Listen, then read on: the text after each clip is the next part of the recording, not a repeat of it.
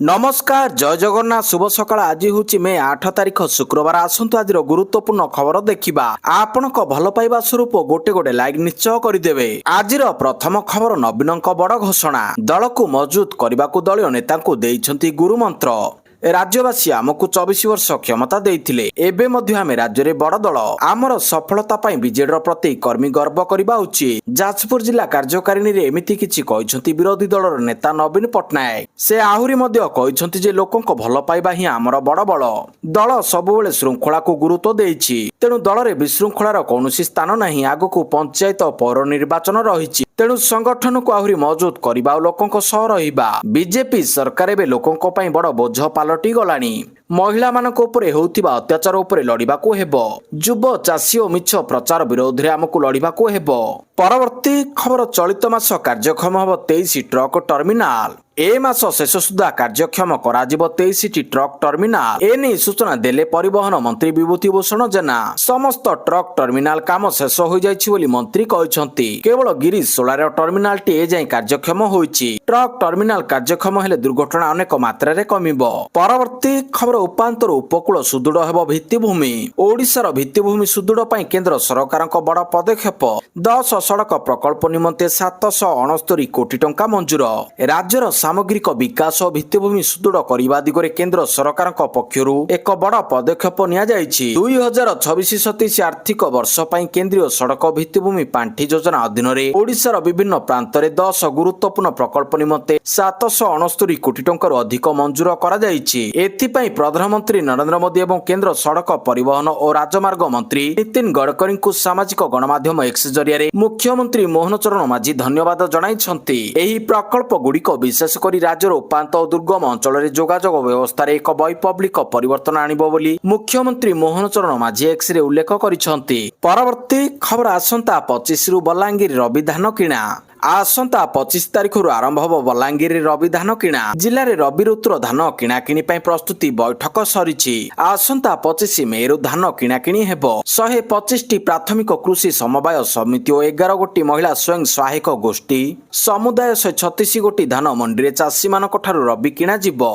एथिपई जिलार 17,304 जन चाषी पंजीकरण करिसंती। एबे जिले में प्रचंड खरा आउ ताती थिबा जोगु सकाळ 7टा रु 11टा जाए मंडी परिचालना सांगकू अपराह्न 3टा परे परिवहन पई श्रमिक नियोजन को जिलापाल निर्देश देइछंती। खरीफ ऋतु रे 159 जमी चाषी को धान बिक्री न होई पड़ी रहिछि। परवर्ती खबर बिहार रे कैबिनेट संप्रसारण निशातंक समेत 32 जन मंत्री शपथ नेले। परवर्ती खबर बिहार रे कैबिनेट संप्रसारण निशांतक समेत 32 जन मंत्री शपथ नेले।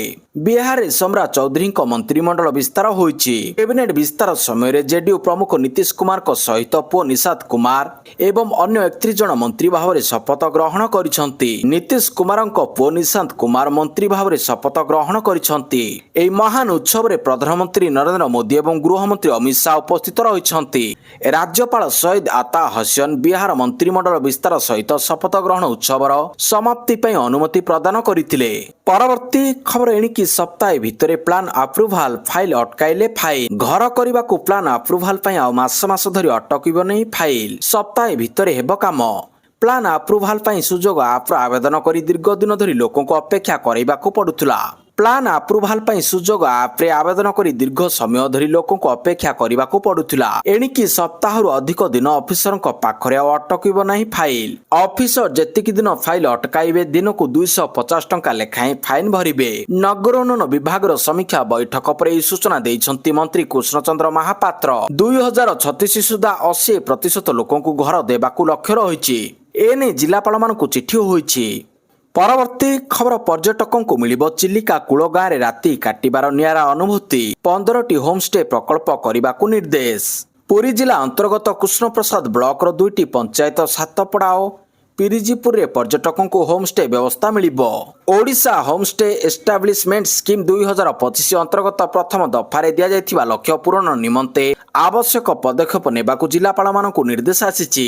राज्य पर्यटन निर्देशक दीपंकर महापात्र चिठी लेखि एने जिलापालंकू जणाइछंती। एई लक्ष्य को सफल करिबा वा आनुषंगिक सहयोग देबाकू से चिठी रे उल्लेख करिछंती। परवर्ती खबर आसीबो नुआ आध्यात्मिक चैनल। जगन्नाथ संस्कृति प्रचार प्रसार पई आसीबो नुआ आध्यात्मिक चैनल। एने सूचना देइछंती आईन मंत्री पृथ्वीराज हरिचंदन। 24 ଘଣ୍ଟିଆ ଚ୍ୟାନେଲ ଆସିବ ଏନେଇ ପ୍ରାରମ୍ଭିକ ଆଲୋଚନା ହୋଇଛି।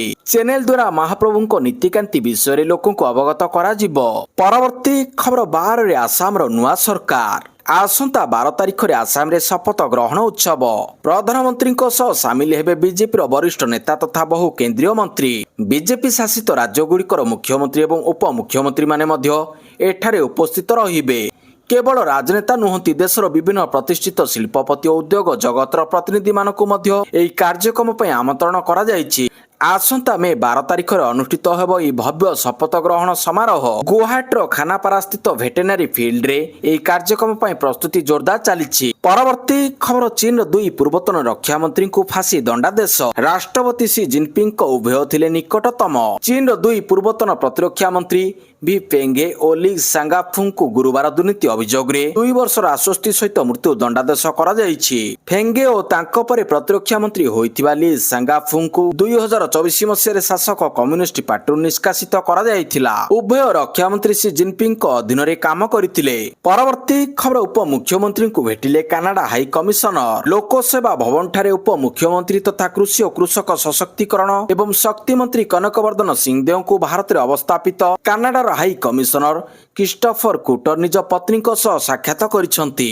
ଏହି ଆଲୋଚନାରେ ଭାରତ ଓ କାନାଡା ମଧ୍ୟରେ ଦ୍ୱିପାକ୍ଷିକ ସହଯୋଗକୁ ସୁଦୃଢ଼ କରିବା ପାଇଁ ବିଭିନ୍ନ କ୍ଷେତ୍ର ଉପରେ ଗୁରୁତ୍ୱ ଦିଆଯାଇଥିଲା, ଯେଉଁଥିରେ ଓଡ଼ିଶା ପ୍ରତି ସ୍ୱତନ୍ତ୍ର ଧ୍ୟାନ ରହିଥିଲା। ଏହି ପ୍ରମୁଖ କ୍ଷେତ୍ରଗୁଡ଼ିକ ମଧ୍ୟରେ କୃଷି, ରପ୍ତାନି, ବୈଷୟିକ ସହଯୋଗ ଏବଂ ଦ୍ୱିପାକ୍ଷିକ ବାଣିଜ୍ୟ ଅନ୍ତର୍ଭୁକ୍ତ। ପରବର୍ତ୍ତୀ ଖବର ଖୋଲିବ ହରମୁଜ। ଆମେରିକା ଏବଂ ଇରାନ ମଧ୍ୟରେ ସହମତି। ଆମେରିକା ଏବଂ ଇରାନ ମଧ୍ୟରେ ହରମୁଜ ପ୍ରଣାଳୀ ସମ୍ପର୍କରେ ଏକ ବଡ଼ ଚୁକ୍ତିନାମା ହୋଇଥିବା ଖବର ଆସିଛି। ରିପୋର୍ଟ ଅନୁଯାୟୀ ଉଭୟ ଦେଶ ଆମେରିକୀୟ ନୌସେନା ଅବରୋଧକୁ କମ୍ କରିବାକୁ ଏବଂ ପ୍ରତିବଦଳରେ ରଣନୀତିକ ଭାବରେ ଗୁରୁତ୍ୱପୂର୍ଣ୍ଣ ହରମୁଜ ପ୍ରଣାଳୀକୁ ପର୍ଯ୍ୟାୟକ୍ରମେ ପୁଣି ଖୋଲିବାକୁ ରାଜି ହୋଇଛନ୍ତି। ଆରବୀ ଗଣମାଧ୍ୟମ ରିପୋର୍ଟ ଅନୁଯାୟୀ ଗୁରୁବାର 2 ଦେଶ ମଧ୍ୟରେ ବର୍ଦ୍ଧିତ ଉତ୍ତେଜନା ପରେ ଏହି ଚୁକ୍ତି ହୋଇଛି।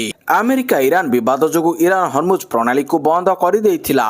ପରବର୍ତ୍ତୀ ଖବର ରାଜ୍ୟରେ ଆଗକୁ ବନ୍ଦ ହେବ ଭୂଦାନ ଆଇନ। ରାଜ୍ୟରେ ହଟିବ ଜମିଦାରୀ ପ୍ରଥା। ଜମିଦାରୀ ଉଚ୍ଛେଦ ଆଇନ 60 ଦଶକରେ ଆରମ୍ଭ ହୋଇଥିଲା। ଜମିଦାରୀ ପ୍ରଥା ଉଠିଲେ ମଧ୍ୟ ସରକାରଙ୍କ ପାଖରେ ରହିବ ତଥ୍ୟ। ସଲାମି ପ୍ରଦାନ କରିବେ। ସବୁ ଗଡ଼ଜାତ ଅଞ୍ଚଳରେ ଏଭଳି କେସ୍ ପଡ଼ିକି ଅଛି। ପଟ୍ଟା ପାଇଲା ପରେ ସଲାମି ଦେଉନାହାନ୍ତି ଆଉ ରାଜସ୍ୱ ବିଭାଗ କ୍ଷତି ସହୁଛି। ଯେତେ ଏଭଳି ସମସ୍ୟା ଅଛି, ଚଳିତ ବର୍ଷ ଡିସେମ୍ବର ସୁଦ୍ଧା ଶେଷ ପାଇଁ ନିର୍ଦ୍ଦେଶ ଦେଇଛନ୍ତି ରାଜସ୍ୱ ମନ୍ତ୍ରୀ। ଯେଉଁମାନେ ଜମିର ହକଦାର ସଲାମି ଦେଲେ ଜମିରେ ମାଲିକ ହେବେ ବୋଲି କହିଛନ୍ତି ମନ୍ତ୍ରୀ ସୁରେଶ ପୂଜାରୀ। ଏଥିପାଇଁ 1 ମାସ ସମୟ ଦିଆଯାଇଛି। ରାଜସ୍ୱ ସେବା ପ୍ରଦାନ କ୍ଷେତ୍ରରେ ଗ୍ରେଡେସନ ହେବ। ପରବର୍ତ୍ତୀ ଖବର ଶେଷ ହେଲା ତାମିଲନାଡୁ ସସ୍ପେନ୍ସ। ବିଜୟ ସରକାର ପାଇଁ ସବୁଜ ସଂକେତ ଦେଲେ ରାଜ୍ୟପାଳ। ତାମିଲନାଡୁରେ ନୂତନ ସରକାର ଗଠନକୁ ନେଇ ସସ୍ପେନ୍ସ ଶେଷ ହୋଇଥିବା ପରି ମନେ ହେଉଛି। ଟିବିକେ ମୁଖ୍ୟ ବିଜୟ ତାମିଲନାଡୁର ପରବର୍ତ୍ତୀ ମୁଖ୍ୟମନ୍ତ୍ରୀ ହେବା ପାଇଁ ଗୋଟିଏ ପାଦ ଆଗକୁ ବଢିଛନ୍ତି। ସେ ରାଜ୍ୟପାଳ ରାଜେନ୍ଦ୍ର ବିଶ୍ୱନାଥ ଆର୍ଲେକରଙ୍କୁ ଭେଟି ସରକାର ଗଠନ ପାଇଁ ଦାବି କରିଥିଲେ। ରାଜ୍ୟପାଳଙ୍କୁ ବିଜୟ ଆଶ୍ୱାସନା ଦେଇଥିଲେ ଯେ ତାଙ୍କ ପାଖରେ ଆବଶ୍ୟକ ସମର୍ଥନ ଅଛି ଏବଂ ଶପଥ ଗ୍ରହଣ ପରେ ବିଧାନସଭାରେ ସହଜରେ ତାଙ୍କର ସଂଖ୍ୟା ଗରିଷ୍ଠତା ପ୍ରମାଣ କରିବେ। ପରବର୍ତ୍ତୀ ଖବର ବେଙ୍ଗଲରେ ପରାଜୟ ପରେ ମମତାଙ୍କୁ ଭେଟିଲେ ଅଖିଲେଶ, ବଢାଇଲେ ମନୋବଳ। ପଶ୍ଚିମବଙ୍ଗ ବିଧାନସଭା ନିର୍ବାଚନରେ ବିଜେପିର ବିଜୟ ପରେ କୋଲକାତାରେ ଏକ ଗୁରୁତ୍ୱପୂର୍ଣ୍ଣ ରାଜନୈତିକ ଦୃଶ୍ୟ ଦେଖିବାକୁ ମିଳିଛି। ସମାଜବାଦୀ ପାର୍ଟିର ସଭାପତି ଅଖିଲେଶ ଯାଦବ କୋଲକାତାର କାଳିଘାଟ ସ୍ଥିତ ବାସଭବନରେ ତୃଣମୂଳ କଂଗ୍ରେସ ଟିଏମସି ମୁଖ୍ୟ ମମତା ବାନାର୍ଜୀଙ୍କୁ ଭେଟିଛନ୍ତି। ଏହି ସାକ୍ଷାତକାର କେବଳ ଏକ ସୌଜନ୍ୟମୂଳକ ସାକ୍ଷାତକାର ନଥିଲା, ବରଂ ଏହା ଥିଲା ବିରୋଧୀ ଏକତାର ଏକ ବଡ଼ ପ୍ରଦର୍ଶନ। ଏହି ଆଲୋଚନାରେ ଟିଏମସି ସାଧାରଣ ସମ୍ପାଦକ ଅଭିଷେକ ବାନାର୍ଜୀ ମଧ୍ୟ ଉପସ୍ଥିତ ଥିଲେ। ବିଜେପି ପାଖରେ ନିର୍ବାଚନ ହାରିଥିଲେ ମଧ୍ୟ ଅଖିଲେଶ ମମତାଙ୍କୁ ଜଣେ ବୀର ଯୋଦ୍ଧା ବୋଲି କହିଛନ୍ତି। ପରବର୍ତ୍ତୀ ଖବର ମହାପ୍ରଭୁଙ୍କ ଜମିର ହେବ ସେଟଲମେଣ୍ଟ। ମହାପ୍ରଭୁଙ୍କ ପାଇଁ ଗଠନ ହେବ ବଡ଼ କର୍ପସ ଫଣ୍ଡ। ମହାପ୍ରଭୁଙ୍କ ଜମିର ହେବ ସେଟଲମେଣ୍ଟ। ରାଜ୍ୟ ଭିତରେ ଏବଂ ବାହାରେ ଥିବା ମହାପ୍ରଭୁଙ୍କ ଜମିକୁ ନିଜ ଅଧୀନକୁ ନେବେ ସରକାର, କିନ୍ତୁ ଲମ୍ବା ସମୟ ଧରି ଜଗନ୍ନାଥ ଜମିରେ ରହୁଥିବା ଲୋକଙ୍କୁ ଜମି ସେଟଲମେଣ୍ଟରେ ଦିଆଯିବ। ସୂଚନା ଦେଇଛନ୍ତି ଆଇନ ମନ୍ତ୍ରୀ ପୃଥ୍ୱୀରାଜ ହରିଚନ୍ଦନ। ଏହା ମାଧ୍ୟମରେ ମହାପ୍ରଭୁଙ୍କ ପାଇଁ ଏକ ବଡ଼ କର୍ପସ ଫଣ୍ଡ ଗଠନ ହୋଇପାରିବ ବୋଲି ସେ କହିଛନ୍ତି। ଆଇନ ମନ୍ତ୍ରୀ ପୃଥ୍ୱୀରାଜ ହରିଚନ୍ଦନଙ୍କ ଅଧ୍ୟକ୍ଷତାରେ ବସିଥିବା ଉଚ୍ଚସ୍ତରୀୟ ବୈଠକରେ ଏହି ନିଷ୍ପତ୍ତି ନିଆଯାଇଛି। ମହାପ୍ରଭୁଙ୍କର 56,000 ଏକର ସମ୍ପତ୍ତି ରହିଛି। ସେଥିମଧ୍ୟରୁ 36,000 ଏକରର ଆର ସରକାରଙ୍କ ହସ୍ତଗତ ହୋଇଛି। ସେଥିରୁ 25ରୁ 30% ଜମି ଲମ୍ବା ସମୟ ଧରି ଲୋକମାନେ ନିଜ ଦଖଲରେ ରଖିଛନ୍ତି। ପରବର୍ତ୍ତୀ ଖବର ଅପରେସନ ସିନ୍ଦୁରକୁ ପୂରିଲା 1 ବର୍ଷ। ଅପରେସନ ସିନ୍ଦୁର କେବଳ ଆରମ୍ଭ, ଆତଙ୍କବାଦ ବିରୋଧରେ ଲଢ଼େଇ ଜାରି ରହିବ। ପ୍ରଥମ ବାର୍ଷିକୀ ପାଳନ କରିବା ପାଇଁ ସେନା ଜୟପୁରରେ ଏକ ସାମ୍ବାଦିକ ସମ୍ମିଳନୀର ଆୟୋଜନ କରିଛି। ସାମ୍ବାଦିକ ସମ୍ମିଳନୀ ସମୟରେ ଲେଫ୍ଟନାଣ୍ଟ ଜେନେରାଲ ରାଜୀବ ଘାଇ କହିଥିଲେ ଯେ ଅପରେସନ ସିନ୍ଦୁର ଶେଷ ନୁହେଁ, ଏହା କେବଳ ଆରମ୍ଭ। ସେ କହିଥିଲେ ଯେ ଆମେ ଏହି ଅପରେସନରେ ଆମର ଉଦ୍ଦେଶ୍ୟ ହାସଲ କରିଛୁ, ଆମେ ସଫଳ ହୋଇଛୁ, ଆମେ ଶତ୍ରୁକୁ ଏକ ଶିକ୍ଷା ଦେଇଛୁ ଏବଂ ଆତଙ୍କବାଦ ବିରୋଧରେ ଆମର ଲଢେଇ ଜାରି ରହିବ। ପରବର୍ତ୍ତୀ ଖବର, ମେଟ୍ରୋ ପ୍ରକଳ୍ପ ପାଇଁ କୌଣସି ପ୍ରସ୍ତାବ ନାହିଁ, ଏହା ବଦଳରେ ଗଡ଼ିବ 200 ଇଲେକ୍ଟ୍ରିକ ବସ୍। ମେଟ୍ରୋ ନେଇ କେନ୍ଦ୍ର ନଗର ଉନ୍ନୟନ ବିଭାଗ ପକ୍ଷରୁ ବଡ଼ ସୂଚନା ଦିଆଯାଇଛି।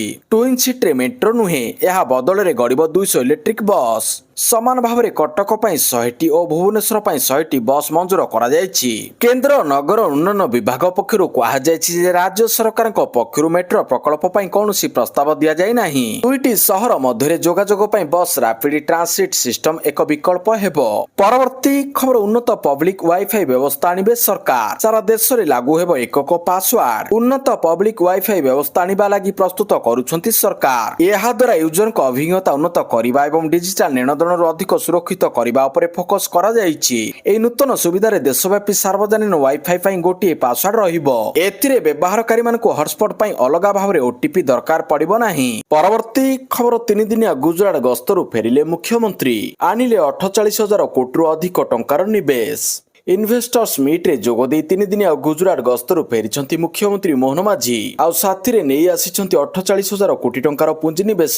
ଏନେଇ ମୁଖ୍ୟମନ୍ତ୍ରୀ କହିଛନ୍ତି ବିକଶିତ ଭାରତ ଗଠନ ପାଇଁ ପୂର୍ବ ଭାରତର ଉନ୍ନତି ଅତି ଆବଶ୍ୟକ, ଆଉ ଏହି ନିବେଶ ଜରିଆରେ ଓଡ଼ିଶା ଏହାର ନେତୃତ୍ୱ ନେବାକୁ ପ୍ରସ୍ତୁତ। ସୂଚନା ମୁତାବକ ଗୁଜରାଟରେ ମୁଖ୍ୟମନ୍ତ୍ରୀ ବିଭିନ୍ନ ଶିଳ୍ପପତିଙ୍କ ଠାରୁ 48,330 କୋଟି ପୁଞ୍ଜି ନିବେଶ ପ୍ରତିଶ୍ରୁତି ପାଇଛନ୍ତି। ଏହିସବୁ ପ୍ରକଳ୍ପରେ 67,838ରୁ ଅଧିକ ନିଯୁକ୍ତି ସୃଷ୍ଟି ହେବ। ମୁଖ୍ୟମନ୍ତ୍ରୀ କହିଛନ୍ତି ପାରାଦୀପ, ଧାମରା ଓ ଗୋପାଳପୁର ବନ୍ଦର ମାଧ୍ୟମରେ ଓଡ଼ିଶା ପୂର୍ବ ଏସିଆ ଓ ଇଣ୍ଡୋ ପେସିଫିକ ବଜାର ସହ ସଂଯୋଗ ସୃଷ୍ଟି କରୁଛି। ଗୁଜରାଟର ଅହମ୍ମଦାବାଦ, ମୁନ୍ଦ୍ରା ଓ ଭଦୋଦରାରେ 132ରୁ ଅଧିକ ବୈଠକ ଆୟୋଜିତ ହୋଇଥିବା ବେଳେ 8ଟି MOU ଓ 63ଟି ଇନଭେଷ୍ଟମେଣ୍ଟ ଇଣ୍ଟେନସନ ଫର୍ମ ସାଇନ୍ ହୋଇଛି। ପରବର୍ତ୍ତୀ ଖବର, ମମତା ଇସ୍ତଫା ନ ଦେବାରୁ ରାଜ୍ୟପାଳଙ୍କ ଆକ୍ସନ, ଭଙ୍ଗ କଲେ ପଶ୍ଚିମବଙ୍ଗ ବିଧାନସଭା। ପଶ୍ଚିମବଙ୍ଗ ବିଧାନସଭା ନିର୍ବାଚନରେ ପରାଜୟ ପରେ ମଧ୍ୟ ମମତା ବାନାର୍ଜୀ ଇସ୍ତଫା ଦେବାକୁ ମନା କରିବାରୁ ରାଜ୍ୟପାଳ ସାମ୍ବିଧାନିକ ପ୍ରକ୍ରିୟା ଅନୁସାରେ ମନ୍ତ୍ରିମଣ୍ଡଳକୁ ବରଖାସ୍ତ କରିଛନ୍ତି। ନୂଆ ବିଧାନସଭା ଗଠନ ପ୍ରକ୍ରିୟା ଶେଷ ହୋଇଥିବାରୁ ପୁରୁଣା ବିଧାନସଭାକୁ ଭଙ୍ଗ କରାଯାଇଛି। ମେ 4ରେ ନିର୍ବାଚନୀ ଫଳାଫଳରେ କେବଳ ଟିଏମସି ପରାଜୟ ଭୋଗି ନାହିଁ, ବରଂ ମମତା ବାନାର୍ଜୀ ଭବାନୀପୁରରୁ ନିଜ ସିଟ୍ ମଧ୍ୟ ବଞ୍ଚାଇ ପାରିନାହାନ୍ତି। 15 ବର୍ଷ ପର୍ଯ୍ୟନ୍ତ ଶାସନରେ ଥିବା ମମତା ବାନାର୍ଜୀଙ୍କ ଅଭେଦ୍ୟ ଦୁର୍ଗକୁ ଭେଦ କରି ବିଜେପି 207 ସିଟ୍ ଜିତି ଐତିହାସିକ ବିଜୟ ହାସଲ କରିଛି। ଲୋକଭବନ ପକ୍ଷରୁ ପ୍ରକାଶିତ ବିଜ୍ଞପ୍ତି ଅନୁସାରେ ରାଜ୍ୟପାଳ RN ରବି ପଶ୍ଚିମବଙ୍ଗ ରାଜ୍ୟ ବିଧାନସଭାର କାର୍ଯ୍ୟକାଳ ପୁରା ହେବା ପରେ ମେ 7ରେ ବିଧାନସଭା ଭଙ୍ଗ କରିଛନ୍ତି। ପରବର୍ତ୍ତୀ ଖବର, 4 ରାଜ୍ୟ ଓ 1 କେନ୍ଦ୍ରଶାସିତ ପ୍ରଦେଶ ଲାଗି ଇସି ସମାପ୍ତ କଲେ ନିର୍ବାଚନ ଆଚରଣ ବିଧି। ନିର୍ବାଚନ ଆୟୋଗ ଇସି ନିର୍ବାଚନ କାରଣରୁ ମାର୍ଚ୍ଚ 15 ତାରିଖରେ ଲାଗୁ କରିଥିବା ଆଦର୍ଶ ଆଚରଣ ସଂହିତା ଗୁରୁବାର ପ୍ରତ୍ୟାହାର କରିଛନ୍ତି। 4 ରାଜ୍ୟ ଓ 1 କେନ୍ଦ୍ରଶାସିତ ପ୍ରଦେଶ ନିମନ୍ତେ ଏହି ଆଚରଣ ସଂହିତା ଜାରି ହୋଇଥିଲା। ଦିଲ୍ଲୀ ସ୍ଥିତ ନିର୍ବାଚନ ସଦନରୁ ଜାରି ଆଧିକାରିକ ବୟାନରେ ଆୟୋଗ କହିଛନ୍ତି ଯେ ଆସାମ, କେରଳ, ତାମିଲନାଡୁ, ପଶ୍ଚିମବଙ୍ଗ ଓ ପଡୁଚେରୀ ବିଧାନସଭା ନିର୍ବାଚନ ଫଳାଫଳ ଘୋଷଣା ସହିତ ଗୁଜରାଟ, କର୍ଣ୍ଣାଟକ, ମହାରାଷ୍ଟ୍ର, ନାଗାଲ୍ୟାଣ୍ଡ ଓ ତ୍ରିପୁରା ଉପନିର୍ବାଚନ ଫଳାଫଳ ଆସିବା ପରେ ଏମସିସି ତୁରନ୍ତ ପ୍ରଭାବ ହଟାଇ ଦିଆଯାଇଛି।